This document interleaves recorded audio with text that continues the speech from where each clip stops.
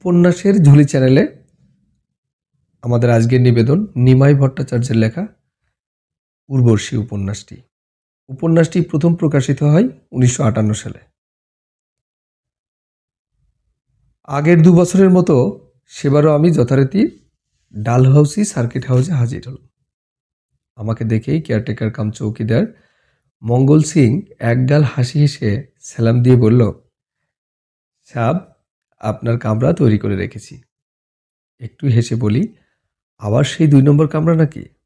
না না সাব, আপনার জন্য 1 নম্বর কামরায় রেখেছি। ও মুহূর্তের জন্য থেমে গেল। গত বছর গলতি হয়েছিল, এবার আর সে গলতি করিনি। ডালহাউসির সার্কিট হাউস কাঠের দোতলা বাড়ি, 2টি শোবার ঘরই দোতলায়।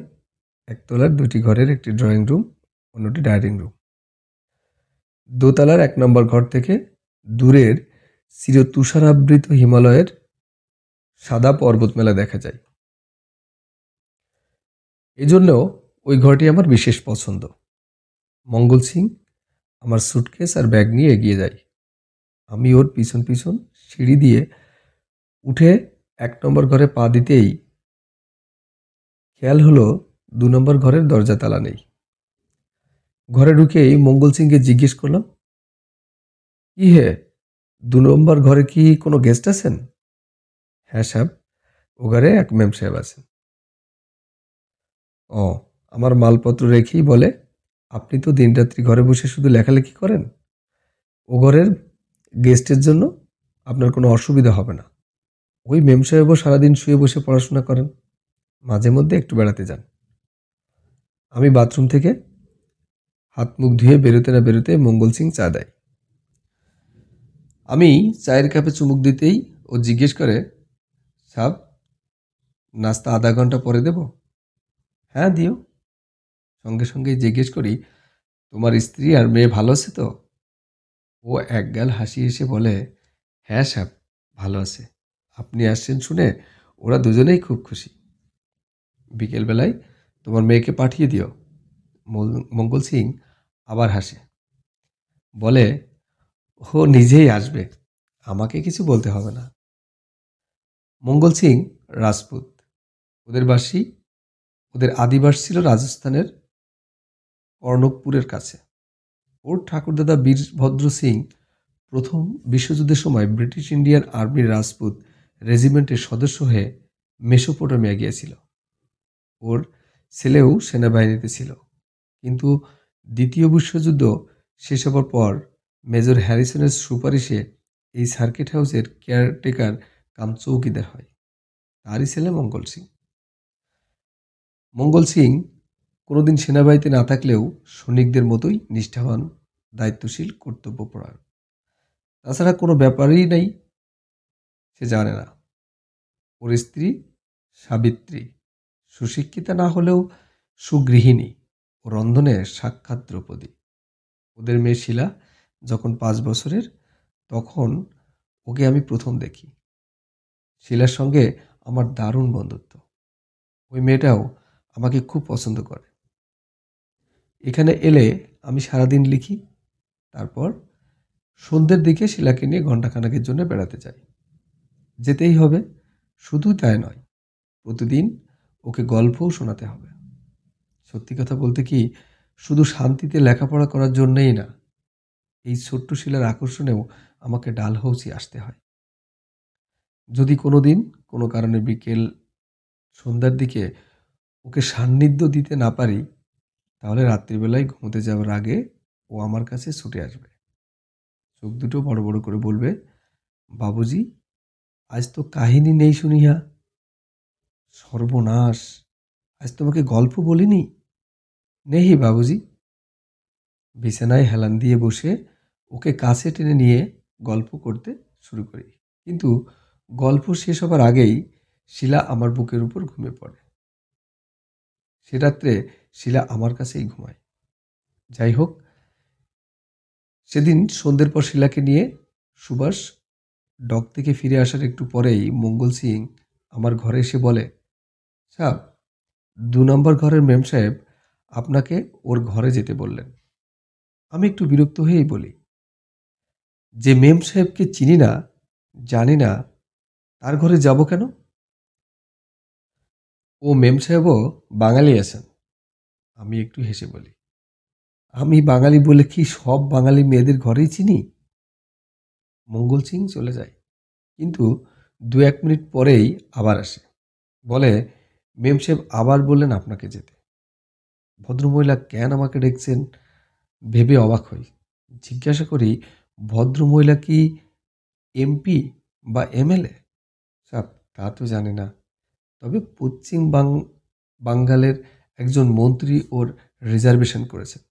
মনে হয় কোনো মামুলি আওরাত না। কয়েক মুহূর্তের মধ্যেই আকাশ পাতাল চিন্তা করি। একবার মনে হয় উনি বোধহয় আমাকে চেনেন ও জানেন, তা না হলে বারবার আমাকে ডেকে পাঠাবেন কেন? আবার মনে হয় সাংবাদিকতা করার জন্যে আমিও তো বহু মহিলাকে চিনি জানি, উনি সেরকমই একজন হতে পারেন। তবু ওর ঘরে যেতে দ্বিধা হয়। নেহাত সৌজন্যের খাতিরে ওর নিজে এসেই তো আমাকে ওর ঘরে যাবার কথা বলা উচিত ছিল। মঙ্গল সিং বলে, সাব, একবার ঘুরে আসুন না, যদি ভালো না লাগে তাহলে চলে আসবেন। সঙ্গে সঙ্গে আমি উঠে দাঁড়াই, বলি, চলো দেখে আসি। মঙ্গল সিং 2 নম্বর ঘরের দরজায় নক করতেই মহিলা বেশ মিহি গলায় বললেন, প্লিজ কাম ইন। আমি দরজা খুলে ঘরের মধ্যে পা দিয়েই একগাল হেসে প্রায় চিৎকার করে উঠি, ও মাই গড, উর্বশী তুমি! যে হাসি, যে চোখের বিদ্যুৎ লক্ষ লক্ষ বাঙালিকে মাতাল করে দেয়, সেই চাহনি, সেই হাসি।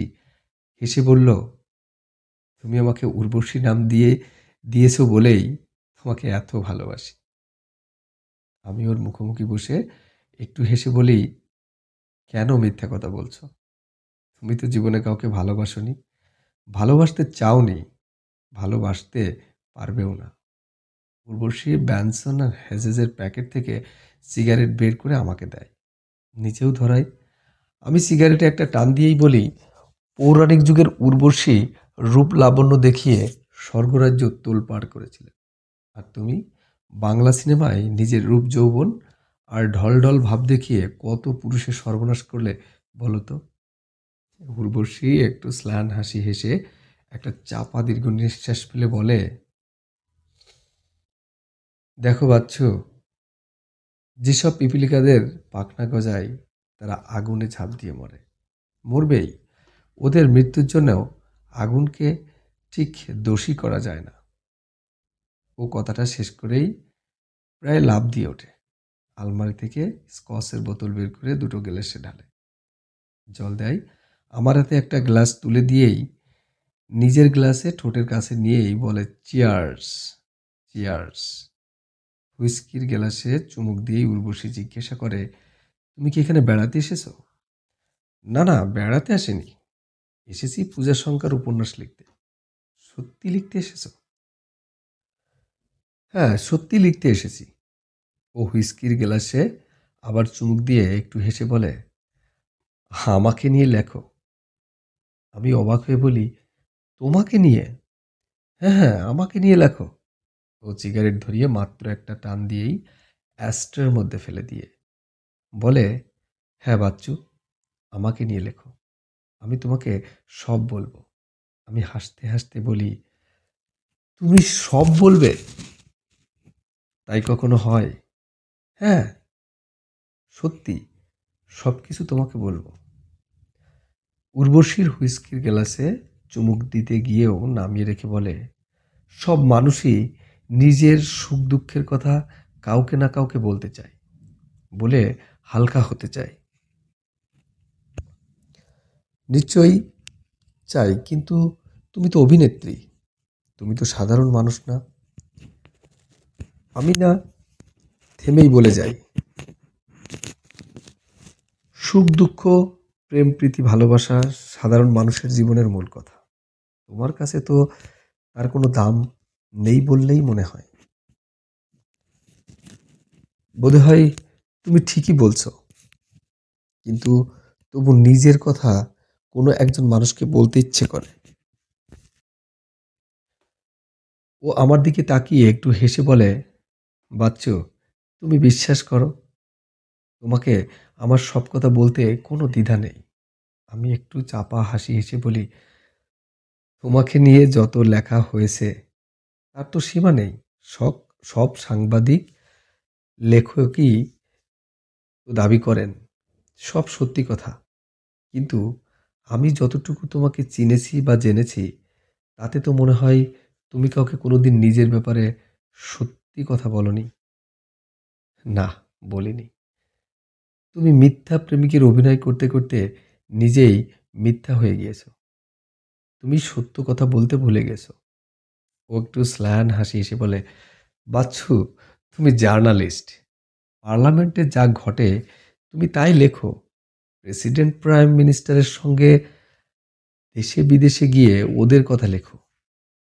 তুমি মিথ্যা কথা কাগজে লিখতে পারো না। আমি হুইস্কি খেতে খেতে ওর কথা শুনি। আর আমরা যারা সিনেমায় অভিনয় করি, তারা যদি সত্যি কথা বলি, তাহলে কত সংসার আগুন জ্বলবে তার কোনো ঠিক ঠিকানা নাই।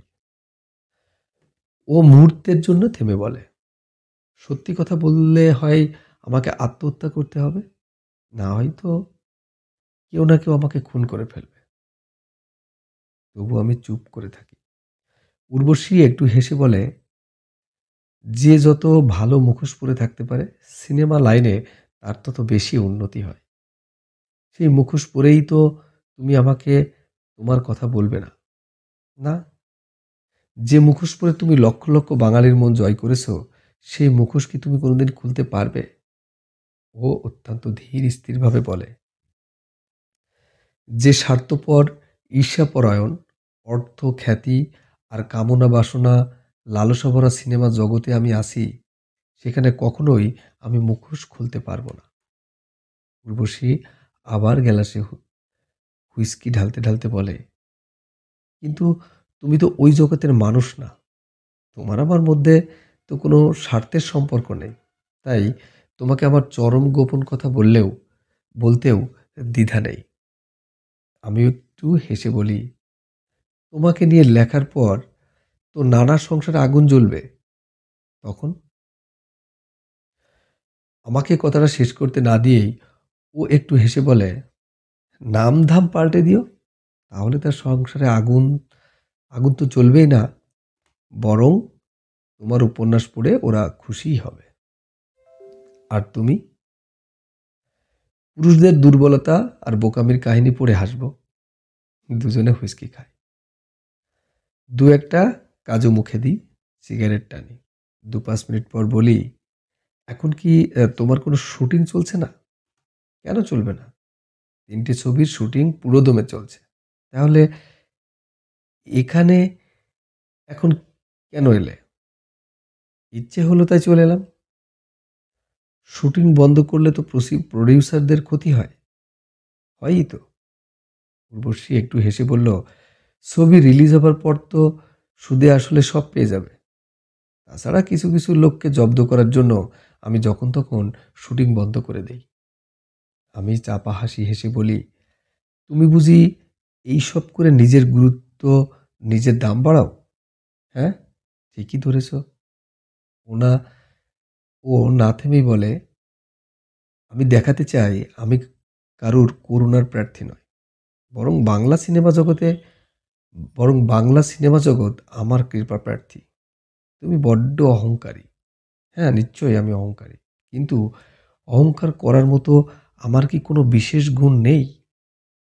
এ সংসারে সবারই অল্প বিস্তর বিশেষ গুণ থাকে। তুমি বাংলা সিনেমার অপ্রতিদ্বন্দ্বী নায়িকা। তোমার নিশ্চয়ই অনেক গুণ আছে। কিন্তু এত অহংকারী, এত দাম্ভিক হওয়া কি ভালো?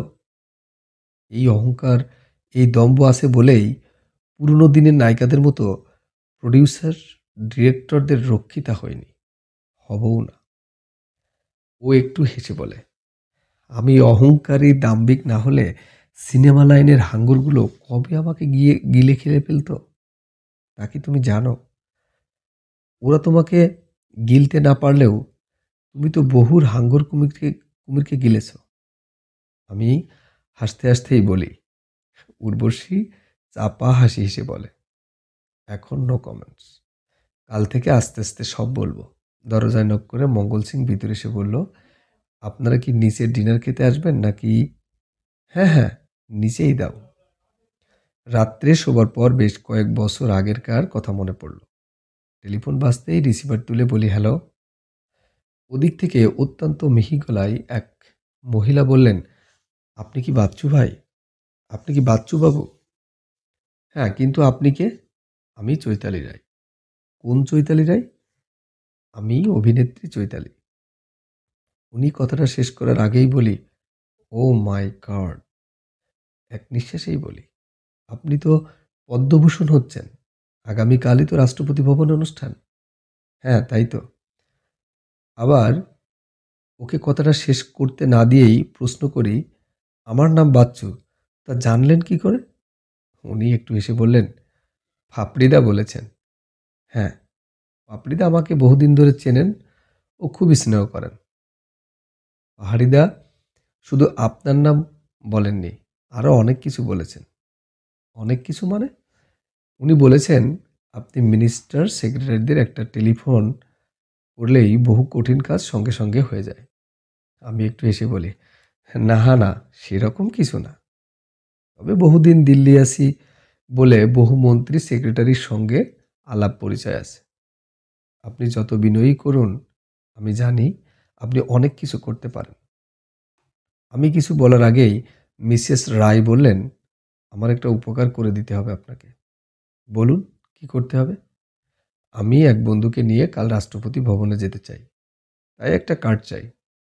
No problem. আপনার বন্ধুর নাম, তার বাবার নাম, পার্মানেন্ট ঠিকানা, আর দিল্লিতে কোথায় আছেন বলুন।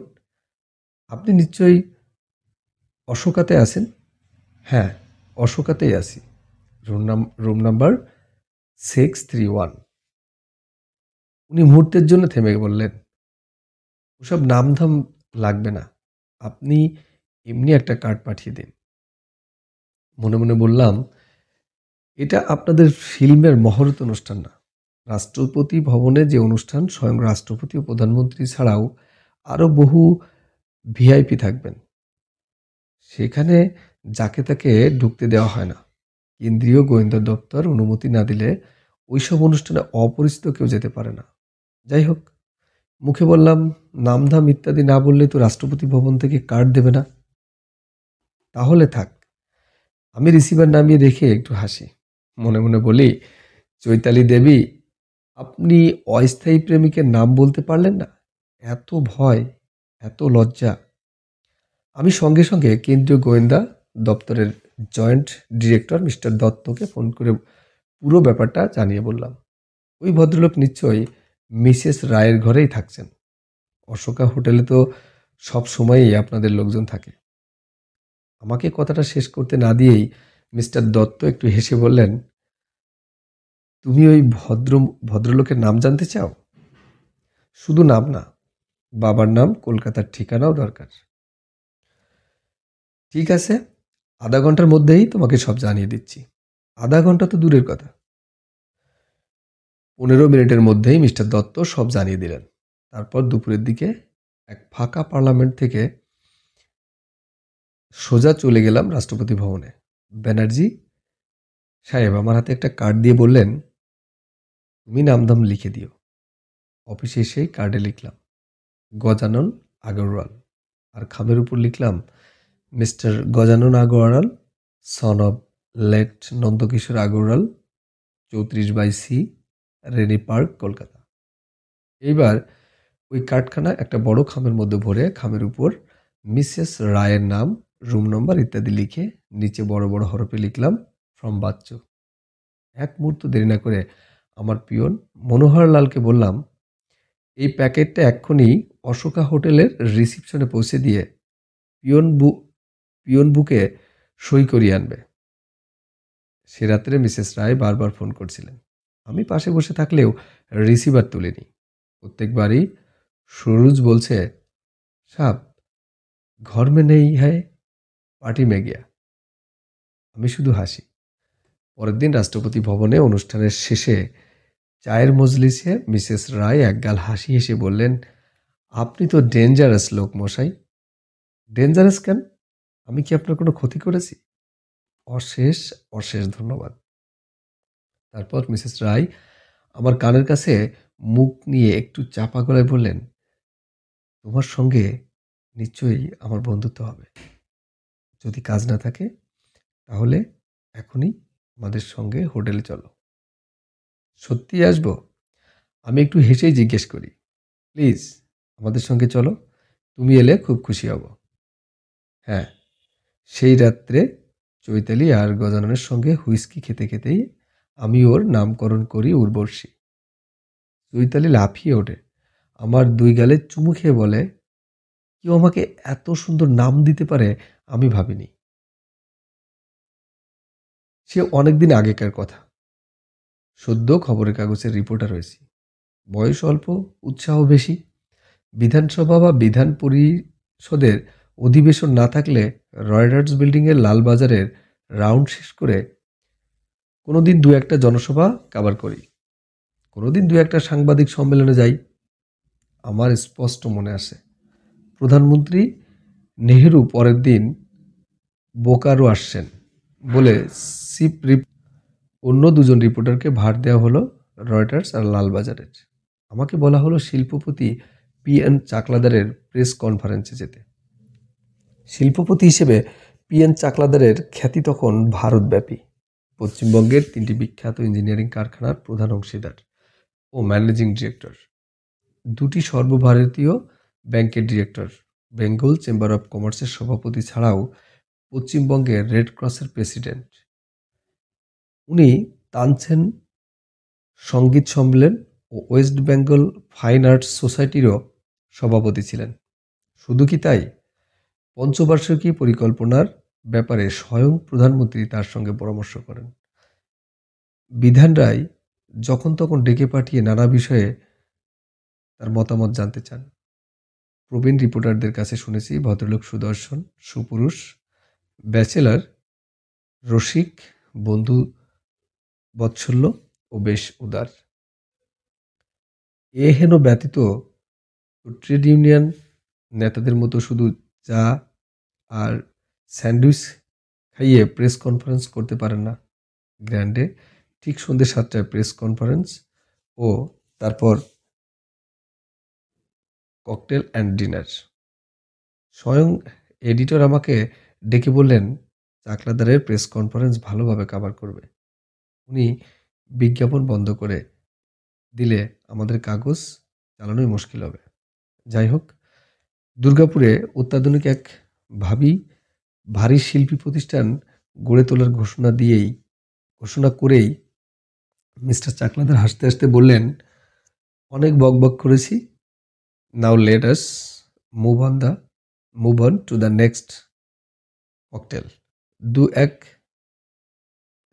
ড্রিঙ্কস পরেই প্রভাত পত্রিকার চিফ রিপোর্টার চ্যাটার্জি হাসতে হাসতে মিস্টার চাকলাদারকে বললেন, দাদা, আপনার বাড়িতে কবে পার্টি দিচ্ছেন? যেদিন তোমরা বলবে। নতুন খবর পত্রিকার গোস্বামী দাস সঙ্গে সঙ্গে বললেন, আপনার বাড়িতে গেস্ট হিসেবে শুধু আপনি থাকলেই হবে না, আপনার নতুন বান্ধবীকেও থাকতে হবে। চ্যাটার্জিদা আর ঘোষদা প্রায় একসঙ্গে বললেন, সে আর বলতে হবে না, আজকাল চাকলাদার সাহেব সব পার্টিতেই তো উনি থাকেন। মিস্টার চাকলাদার একটু হেসে বললেন, হ্যাঁ হ্যাঁ, চৈতি থাকবে। ঘোষদা একটু হেসে জিজ্ঞেস করলেন, সামনের রবিবারেই কি আমরা আসবো? তোমরা রবিবার আসতে চাও? 3-4জন প্রবীণ রিপোর্টার সমস্বরে বললেন। শুভসা শীঘ্রম। মিস্টার চাকলাদার কোটের পকেট থেকে ছোট্ট ডায়েরিটা বের করে 2-4টে পাতা উল্টে দেখেই বললেন, হ্যাঁ, তোমরা রবিবারই এসো, আমি বুধবার টোকিও যাব। উনি ইশারা করে প্রাইভেট সেক্রেটারিকে ডেকে বললেন, আজ এখানে যেসব রিপোর্টাররা এসেছে তাদের সবার বাড়ির ঠিকানা নোট করে নিন। 2 দিন পরেই আমার বাড়িতেও নিমন্ত্রণপত্র এসে হাজির। রবিবার মিস্টার চাকলাদারের আলিপুরের ওই বিশাল প্রাসাদে হাজির হয়ে আমি অবাক। জনপ্রিয় অভিনেত্রী চৈতালি রায়, ওর বান্ধবী। এই চৈতালি ওর চৈতি, মিস্টার চাকলাদারের এই বান্ধবীকেই প্রবীণ রিপোর্টাররা পার্টিতে থাকার কথা বলেছিলেন।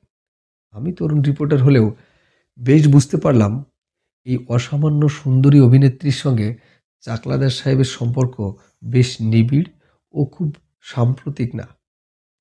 আমি কোনো কালেই খুব বেশি সিনেমা দেখি না, তখন সময়ও হতো না। অপরাহ্ন থেকে মাঝরাত্রি পর্যন্ত খবরের কাগজ ভর্তি থাকলে কি সিনেমা দেখা যায়? তবু বন্ধু বান্ধবদের পাল্লায় পড়ে চৈতালি রায়, চঞ্চল কুমারের অভিনীত তোমাকে চাই দেখেছিলাম। ওদের দুজনের রোমান্টিক অভিনয় দেখে সত্যি ভালো লেগেছিল। আমি সিনেমা না দেখলেও পত্রপত্রিকার দৌলতে জানতাম সুনন্দা, সন্ধ্যারানীদের যুগ শেষ। নতুনদের মধ্যে শুধু চৈতালি রায় বাঙালির মন জয় করতে পেরেছিলেন। অমৃতবাজার পত্রিকার বিখ্যাত চলচ্চিত্র সমালোচক এনকেজি তো ঘোষণাই করে দিলেন, প্রমথেশ বড়ুয়া কানন দেবীর পর চৈতালি রায়, চঞ্চল কুমারী বাংলা সিনেমার বর্তমান ও ভবিষ্যৎ। সন্ধ্যে 7টা থেকে রাত 11টা পর্যন্ত ওই পার্টিতে ছিলাম। মিস্টার চাকলাদারের সঙ্গে চৈতালি রায়কে অত্যন্ত অন্তরঙ্গভাবে মেলামেশা, হাসাহাসি করতে দেখলাম চাকলাদার সাহেব দেখলাম চাকলাদার সাহেবের মুখ থেকে সিগারেট নিয়ে চৈতালি রায় টানছেন। একই গ্লাস থেকে দুজন ড্রিঙ্ক করছেন। চৈতালি রায় ফিশ ফ্রাই এক কামড় খেয়ে বাকিটা চাকলাদারকে খাইয়ে দিলেন। শুধু কি তাই, 3-4 পেক পেটে পড়ার পরেই দুজনেই দুজনকে আমাদের সবার সামনে চুম্বন করলেন। আমি বুঝলাম চৈতালি রায় চঞ্চল কুমারের সঙ্গে প্রেমের অভিনয় করেন, কিন্তু ভালোবাসেন মিস্টার চাকলাদারকে। সেদিনের সেই পার্টির পর আমি আরও একবার মিস্টার চাকলাদারের আলিপুরের বাংলোয় গিয়েছি ককটেল ডিনারে। সে এলাহি ব্যাপার। কে আসেননি সব বিখ্যাত চলচ্চিত্র পরিচালক, চঞ্চল কুমার থেকে উঠতি নায়ক, বাংলা সিনেমার ডজনখানেক অভিনেত্রী, জনাদেশের বিখ্যাত সঙ্গীত শিল্পী, মোহনবাগান ইস্ট বেঙ্গলের বিখ্যাত খেলোয়াড়রা, কলকাতার সব বিখ্যাত শিল্পপতি ও 50 সাংবাদিক। তখন বোধহয় 8:30-9টা বাজে। রুদমে পার্টি চলছে। হঠাৎ সব আলো অফ করার সঙ্গে সঙ্গে আলো জ্বলে উঠল লনের কোনার ছোট্ট মঞ্চের মধ্যস্থলে দাঁড়িয়ে আছেন মিস্টার চাকলাদার ও চৈতালি রায়। সামনে মাইক্রোফোন। মিস্টার চাকলাদার বললেন, ladies and gentlemans, may I request all of you to use Chaiti a very happy birthday. চারিদিক থেকে সবাই একসঙ্গে বললেন, happy birthday to Chaitali Roy. Chaitali Roy খুশির হাসি হেসে মাথা নিচু করে সবার শুভেচ্ছা গ্রহণ করলেন। এরপর মিস্টার চাকলাদার বললেন, আপনাদের অনুমতি নিয়ে আমি চৈতিকে একটা সামান্য উপহার দিচ্ছি। উনি চৈতালি রায়ের গলায় হার পরিয়ে দেবার সময়ে চারপাশ থেকে মহিলারা চাপা গলায় বললেন, মাই গড, ডায়মন্ড। তারপর কার্ক গ্যাবল গ্রেট গার্ভোর মতো মিস্টার চাকলাদার আর চৈতালি রায় দুজনকে 2 হাত দিয়ে জড়িয়ে একটা দীর্ঘস্থায়ী চুম্বন। না, সেদিনের পর আমি আর ওদের দুজনকে একসঙ্গে দেখিনি। বছর 3 পরের কথা। রাত 10:30-11টা বাজতেই অন্যান্য রিপোর্টাররা চলে গেল। আমি নাইট ডিউটির জন্য আছি। পুলিশ, হাসপাতাল, দমকলে ফোন করে খবর নিচ্ছি। হঠাৎ নিউজ এডিটর পুলিন্দা ঝড়ের বেগে রিপোর্টার্স রুমে ঢুকেই আমার সামনে পিটিআই এর একটা 2 লাইনের ফ্ল্যাশ মেসেজ রেখে অত্যন্ত উত্তেজিত হয়ে বললেন, ইন্ডাস্ট্রিয়ালিস্ট পিএন চাকলাদার মারা গিয়েছেন। তুমি এক্ষুনি ওর বাড়ি যাও। উনি না থেমেই বললেন, তুমি চাকলাদার সাহেবের বাড়ি চেনো তো? হ্যাঁ, আমি ওর আলিপুরের বাড়িতে 2বার নেমন্তন্ন। আমাকে কথাটা শেষ করতে না দিয়েই পুলিন্দা বললেন, না না, আলিপুর না, উনি মারা গিয়েছেন ওর আমির আলী অ্যাভিনিউয়ের বাড়িতে। পিটিআই এর কপিটা দেখিয়ে বললেন, এই তো বাড়ির নাম্বার। ঠিক সেই সময় সম্পাদক মশাই নিচে নেমে এসে আমায় বললেন, তুমি গাড়ি নিয়ে এক্ষুনি চলে যাও। যে কোনো একজন ফটোগ্রাফার 15-20 মিনিটের মধ্যেই পৌঁছে যাবে। আমির আলী অ্যাভিনিউয়ের বাড়িতে পৌঁছে দেখি চাকলাদার সাহেবের আত্মীয় স্বজন ও শিল্পপতিদের ভিড়। আমি যাবার 10 মিনিটের মধ্যেই আমাদের ফটোগ্রাফার শ্যামল এসে হাজির। তার 2 মিনিট পরেই স্বয়ং মুখ্যমন্ত্রী বিধানরা এসে পৌঁছালেন। এলেন আরো কত গণ্যমান্য ব্যক্তি। মনে মনে ভাবি, চৈতালি রায় কোথায়? তিনি কি শোকে জ্ঞান হারিয়েছেন, নাকি কোনো শুটিং, নাকি কোনো ছবির আউটডোরের শুটিং এর জন্য কলকাতার বাইরে? চাকলাদার সাহেবের প্রাইভেট সেক্রেটারি গৌতম দাকে একটু একা পেয়েই ওর কানে কানে জিজ্ঞাসা করি, আচ্ছা দাদা, চৈতালি রায় কি এখানে নেই? উনি গম্ভীর গলায় উনি গম্ভীর হয়ে চাপা গলায় বললেন, চৈতি দেবীর সঙ্গে তো অনেক দিন আগেই স্যারের কোনো সম্পর্ক নেই। অনেক দিন মানে? প্রায় 2 বছর। না, সেদিন গৌতম দাকে আর কোনো প্রশ্ন করেনি। ওই পরিবেশে আর কোনো প্রশ্ন করা সমীচীন হতো না।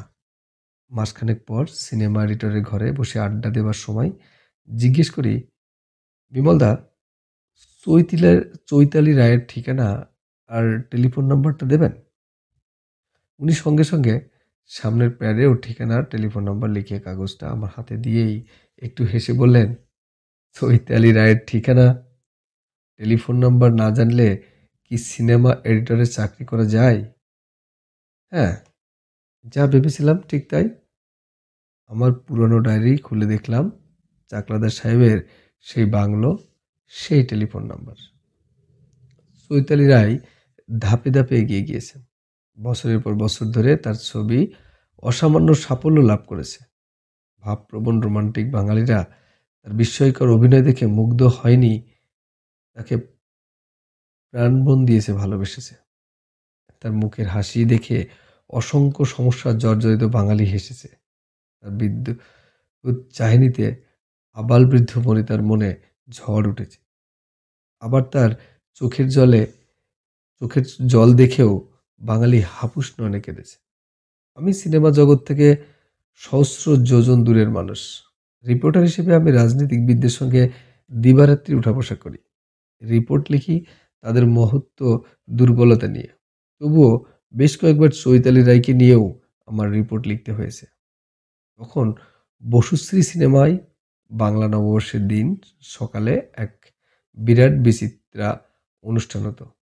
সে অনুষ্ঠানে সমস্ত বিখ্যাত গায়ক গায়িকারা ছাড়াও সিনেমার বহু অভিনেতা অভিনেত্রী উপস্থিত থাকতেন। সেবারের কথা আমার স্পষ্ট মনে আছে। সকালবেলায় খবরের কাগজের পাতা উল্টাতেই চোখ পড়ল বসুশ্রীর বিচিত্রা অনুষ্ঠানের বিরাট বিজ্ঞাপন। 50-60 জন গায়ক গায়িকা, অভিনেতা অভিনেত্রীদের নাম ছোট ছোট হরফে ছাপা হলেও অত্যন্ত বড় হরফে ছাপা হয়েছে, আজকের এই অনুষ্ঠানে বাংলা চলচ্চিত্রের সর্বকালের সর্বশ্রেষ্ঠা নায়িকা শ্রীমতী চৈতালি রায় উপস্থিত থাকবেন। ওই নববর্ষের দিন সকালবেলায় আমাদের পত্রিকা অফিসেও একটা ঘরোয়া অনুষ্ঠান হতো। শিক্ষা সংস্কৃতি জগতের একজন বিশিষ্ট ব্যক্তি নববর্ষ সম্পর্কে কিছু বলতেন। তারপর 2-3 জন বিশিষ্ট গায়ক গায়িকা গান শোনাতেন। সবশেষে খাওয়া দাওয়া। আমার বেশ মনে আছে, দ্বিজনে মুখ্যমন্ত্রীর গান শুরু হতেই চিফ রিপোর্টার অজিত দাকে কে যেন ডাকতেই উনি ছুটে গেলেন নিউজ ডিপার্টমেন্টে। 2-4 মিনিটের মধ্যে ফিরে এসে উনি সম্পাদকের সঙ্গে কি যেন আলোচনা করলেন। তারপরেই অজিত দা আমাকে বললেন, এক্ষুনি বসুশ্রীতে চলে যাও, ওখানে ভীষণ গন্ডগোল হচ্ছে। পুলিশ টিয়ার গ্যাস ছুটছে, কিন্তু তাতে কিছু না হলে নিশ্চয়ই ফায়ারিং শুরু করবে। 15-20 মিনিটের মধ্যে হাজারার মোড়ে পৌঁছেই দেখি জনতা পুলিশের রীতিমতো খণ্ডযুদ্ধ চলছে। মিনিটে মিনিটে টিয়ার গ্যাস শেল ফাটাচ্ছে এদিক ওদিক। রাইফেলধারী আর্মড পুলিশও তৈরি। দক্ষিণের দিকে একটু এগিয়ে দেখি পুলিশের একটা ভ্যান আর একটা জিপ দাউ দাউ করে জ্বলছে। 2-3 জন ডেপুটি কমিশনার হুঙ্কার দিয়ে এদিক ওদিকে ছোটাছুটি করছেন। হঠাৎ এক ডেপুটি কমিশনারের মাথা বিরাট বিরাট একটি ইটের টুকরো এসে লাগতেই তিনি চিৎকার করে মাটিতে লুটিয়ে পড়লেন। ঠিক সেই সময় ডিসি হেডকোয়ার্টার ওখানে পৌঁছায় চিকিৎসা করলেন। ফায়ার! ব্যাস, সঙ্গে সঙ্গে গর্জে উঠল একটির পর একটি রাইফেল। 10 মিনিটের মধ্যেই সব শান্ত। ক্ষিপ্ত জনতা উধাও। উন্মুক্ত রাজপথে পড়ে রইল ৩টি মৃতদেহ। তার মধ্যে একজন বৃদ্ধা, তার পাশে পড়েছে শাকসবজি ভর্তি রেশন ব্যাগ। নিশ্চয়ই বাজার করে ফিরছিলেন। রেড ক্রসের ভ্যান এসে গুলিতে আহত জন ১৫ মানুষকে নিয়ে ছুটল পিজি হাসপাতালে। তারপর বসুশ্রী থেকে বেরিয়ে এলেন ভয়ার্ত নারী পুরুষের দল। সব দর্শক শ্রোতা বেরিয়ে আসার ৫-১০ মিনিট পর একে একে বেরিয়ে এলেন গায়িকা, গায়ক, অভিনেতা, অভিনেত্রীরা। সবশেষে ৩ জন ডেপুটি কমিশনার আর ১০-১২ জন সশস্ত্র পুলিশেরা প্রহরায় বেরিয়ে এলেন হার ম্যাজিস্ট্রেট চৈতালি রায়। এই মহারানীকে একবার চর্মচক্ষু দিয়ে দেখার জন্যই নববর্ষের সকালে এই কুরুক্ষেত্র ঘটে গেল। মনে মনে বললাম, ধন্য তোমার রূপ লাবণ্য, ধন্য তোমার মহিমা। এই চৈতালি রায়কে নিয়ে আরো কত কি ঘটেছে। নাইট ডিউটি দিচ্ছি, এখানে ওখানে টেলিফোন করছি খবরের জন্য। শিয়ালদা জিআরপিতে ফোন করতেই ওসি একটু হেসে বললেন, না, খুন যখন লুটপাটের খবর নেই। তবে যদি বেশ রসের কাহিনী লিখতে চান চলে আসুন। রসের কাহিনী মানে? বলছি তো, বেশ মজাদার রসের কাহিনী আছে, কিন্তু এখানে না এলে আপনি লিখতে পারবেন না। ঠিক আছে, দেখছি। অন্যান্য সব কাজ শেষে রাত ১:৩০ নাগাদ শিয়ালদা জিআরপি এর সিআর অফিসে ঢোকার মুখেই হাসাহাসির আওয়াজ শুনে অবাক হই। দারোগা বাবুরা সুন্দর সুন্দর অশ্লীল ভাষায় চোর ডাকাত পকেটমারদের গালাগালি দেবেন বা বাইরের লোকজনদের সঙ্গে অত্যন্ত রূঢ় ব্যবহার করবেন। এটাই স্বাভাবিক ও আমরা আশা করি। এর ব্যতিক্রম হলেই আমরা অবাক হই। ঘরের মধ্যে পা দিতেই ওসি সাহেব একগাল হাসি হেসে বললেন, আসুন আসুন। একজন সাব ইন্সপেক্টর তাড়াতাড়ি চেয়ার ছেড়ে আমাকে বসতে দিলেন। আমি চেয়ারে বসতেই ডান দিকের চেয়ারে বসা এক সুন্দরী যুবতীকে দেখিয়ে ওসি সাহেব আমার হেসে বললেন, ইনি জয়শ্রী দেবী। চৈতালি রায়ের সঙ্গে সঙ্গে ইনিও বাংলা সিনেমায় বিখ্যাত হিরোইন হতে চলেছেন। আমি জয়শ্রীর দিকে তাকাতেই উনি মুখ নিচু করলেন। জয়শ্রীর পাশে বসা যুবকটিকে দেখিয়ে ওসি সাহেব বললেন, সোয়াল বেশ শক্ত করে বললেন, এই সুরের বাচ্চা স্টুডিওতে এক্সট্রা সাপ্লাই করে। আমার চোখ মুখের চেহারা দেখলেই ওসি বুঝলেন ওর ভাষা আমার আদৌ ভালো লাগেনি। তাই উনি সঙ্গে সঙ্গে বললেন, এই ছোকরা কি ধরনের বদমাইশ আপনি ভাবতে পারবেন না। ঘরের কোনো ঘরের কোনো দাঁড়ানো দু একজন কনস্টেবলকে দেখিয়ে উনি বললেন, এরা দেখতে না পেলে এই হারামজাদা বোধহয় আজ ওই মেয়েটিকে খুনই করত। বলেন কি? ওসি সাহেব আমার কথার জবাব না দিয়ে আমাকে দেখিয়ে জয়শ্রীকে বললেন, ওনাকে সব কথা বলো তো। জয়শ্রী ঘরভর্তি লোকের সামনে কথা বলতে ইতস্তত করাই ওসি সাহেব সাব ইন্সপেক্টর আর কনস্টেবলদের বাইরে যেতে বললেন। হ্যাঁ, তারপরেই জয়শ্রী আমাকে সব কথা বললেন। নৈহাটি রেল স্টেশনের পূর্ব দিকে শহীদ ভগৎ সিং কলোনির নগেন মাস্টারের ৫ মেয়ের মধ্যে সবচাইতে বড় হচ্ছে জয়শ্রী। একে দেখতে সুন্দর, তার উপর যেমন গানের গলা সেরকম নাচতেও পারে বলে সবাই ওকে ভালোবাসে, স্নেহ করে।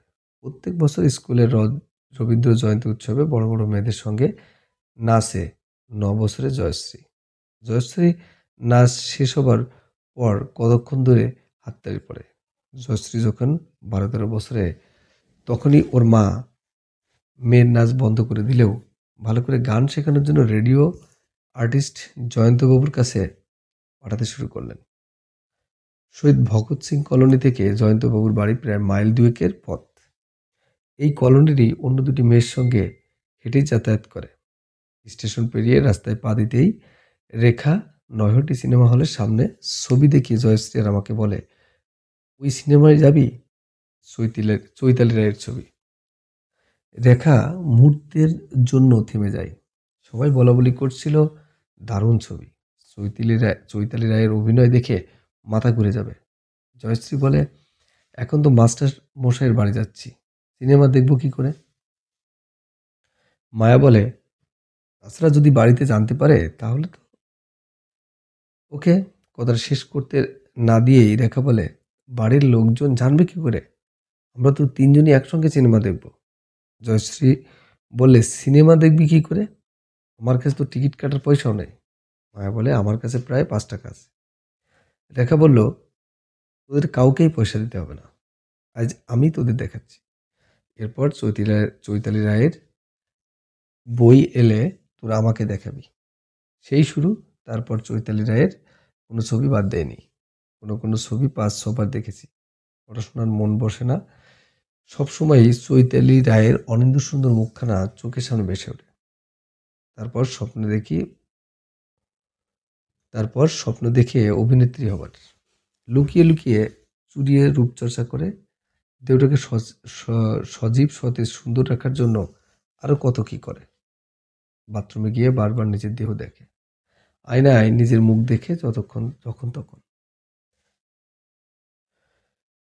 সারাদিনের ক্লান্তির পর রাত 2টের সময় থানায় বসে জয়শ্রীর এত দীর্ঘ কাহিনী শুনতে ভালো লাগে না। বেশ বিরক্ত হয়েই বলি, ওসব পুরনো কথা বাদ দিন, আসল ব্যাপারটা বলুন। জয়শ্রী সামান্য একটু ঘাড় ঘুরিয়ে পাশের ওই ভদ্রলোককে দেখিয়ে বলে, এই গণেশ দা, আমার এক বন্ধুর পিস্তত দাদা। বন্ধুর কাছে শুনেছিলাম ইনি সিনেমা লাইনে কাজ করেন। তাই বন্ধুর বাড়িতে গণেশদার সঙ্গে আলাপ হওয়ার পরই বললাম, আমি সিনেমায় নামতে চাই। চৈতালি রায়ের মতো নায়িকা না হওয়া পর্যন্ত আমার শান্তি নেই। তারপর গণেশদা মাঝে মধ্যে আমাকে স্টুডিও যেতে বলতেন, একটু আধটু শুটিং দেখাতেন বা স্টুডিওর 2-4 জনের সঙ্গে আলাপ করিয়ে দিতেন। তখন আমার বয়স কত? সরি, তখন তোমার বয়স কত? তখন আমি স্কুল ফাইনাল পাশ করে কলেজে পড়ছি। তার মানে 18-19। হ্যাঁ, ওই রকমই হবে। হ্যাঁ, বলে যাও। জয়শ্রী বলে যায়, যেদিনই স্টুডিও পাড়া যেতাম সেদিন গণেশদা আমাকে নিয়ে কোথাও না কোথাও বেড়াতে যেতেন অথবা সিনেমা দেখাতেন। ওসি সাহেব একটু গলা চড়াইয়া বললেন, আর কি করতো সেটাও বলো। জয়শ্রী মুখ নিচু করে বলে, গণেশদা মাঝে মাঝে একটা থিয়েটার গ্রুপের রিহার্সেল রুমে নিয়ে গিয়ে আমাকে এনজয় করতেন। তুমি আপত্তি করতে না? না, আপত্তি করতাম না। কেন? তখন ভেবেছি, গণেশদাকে খুশি করলেই আমি সিনেমার হিরোইন হতে পারবো। উনি তোমাকে ছোটখাটো কোনো রোল পর্যন্ত দেননি? 2-4টে ছবিতে, বিয়েবাড়ির সিনে বা স্কুল কলেজের দৃশ্যে আরও অনেকের সঙ্গে নামতে বলেছেন, কিন্তু আমি রাজি হইনি। তারপর এরপর গণেশদা খোলাখুলি আমাকে বললেন, আজকাল ডিরেক্টরদের কোনো ক্ষমতা নেই। যার টাকায় ছবি তিনি বলে দেন কে নায়িকা হবে। তুমি যদি প্রডিউসারের প্রডিউসারদের খুশি না করো তাহলে অন্তত হিরোইন হবার সুযোগ তুমি পাবে না। তুমি রাজি হলে তুমি রাজি হলে চৈতালি রায়ের মতো হিরোইন হবার স্বপ্নে আমি উন্মাদ বলেই সে প্রস্তাবেও রাজি হয়ে গেলাম। চমৎকার। ওসি সাহেব আবার গর্জে উঠলেন, রাত প্রায় 3টে বাজে, শেষ পর্যন্ত কি হলো তাই বলো। জয়শ্রী একটা চাপা দীর্ঘশ্বাস ফেলে মুখ নিচু করে বলে, প্রত্যেক শনিবার গণেশদার সঙ্গে নিউ আলিপুরের একটা ফ্ল্যাটে যেতাম। সেখানে প্রভুদয়াল আগরওয়ালা নামে এক প্রডিউসার আমাকে এনজয় করে হাতে 2-250 টাকা দিয়ে দিতেন। মনে হতো উনি গণেশদাকেও টাকা দিতেন। ও একটু থেমে বলে, এভাবে বছর 2 চলার পর পরশুদিন প্রভুদয়ালজি নিজে আমাকে বললেন, উনি বড় বাজারের কাপড়ের ব্যবসা করেন। সিনেমা লাইনের সঙ্গে ওর কোনো সম্পর্ক নেই। উনি গণেশদাকে টাকা দেন আর গণেশদা ওকে মেয়ে সাপ্লাই করে। লাভলি। এরপর আমি বেশ বুঝতে পারলাম সিনেমার চান্স করে দেবার লোভ দেখিয়ে মেয়েদের সর্বনাশ করাই গণেশদার কাজ। জয়শ্রী আবার একটু থামে। তারপর বলে, অনেকদিন পর আজ গণেশদাকে ধরতে পেরে তুমুল ঝগড়া করি। কি করে ধরলেন? আমি তো জানি উনি রোজ রাত্রি 9:30 বা 10টার ট্রেন ধরে বেলঘরিয়া ফেরেন। তাই ওত পেতে বসিয়েছিলাম এই স্টেশনে। ওসি সাহেব আমার দিকে তাকিয়ে বললেন, জানেন ভাই, এই জানোয়ারটা মেয়েটাকে ধাক্কা দিয়ে চলন্ত ট্রেনের সামনে ফেলে দিচ্ছিল। ভাগ্যক্রমে ঠিক ওই সময় দুজন কনস্টেবল ওখান দিয়ে যাচ্ছিল বলে মেয়েটা বেঁচে গেল। আমি ওসি সাহেবকে বলি, ওর বিরুদ্ধে কি খুনের চেষ্টা করার অভিযোগ আনবেন? ওসি সাহেব হাসতে হাসতে বলেন, আগে আজ সারা রাত ধরে শ্রীমানকে বেশ ভালোভাবে ধোলাই দিই, তারপর কাল সকালে ভেবে দেখব কি করা যায়। আমি জয়শ্রীকে বললাম, তাহলে তুমি চৈতালি রায়ের মতো নায়িকা হতে পারলে না? ও শূন্য দৃষ্টিতে আমার দিকে তাকিয়ে রইল। আমি ধীর পদক্ষেপে থানা থেকে বেরিয়ে এলাম। হ্যাঁ, পরের দিন পুরো কাহিনীটা লিখেছিলাম। চিফ রিপোর্টার অজিত দা রিপোর্টটা পড়ে একটু হেসে বললেন, ইন্টারেস্টিং। চিফ সাহেব ওই রিপোর্টের হেডিং দিয়েছিলেন, চৈতালির হাতছিনি।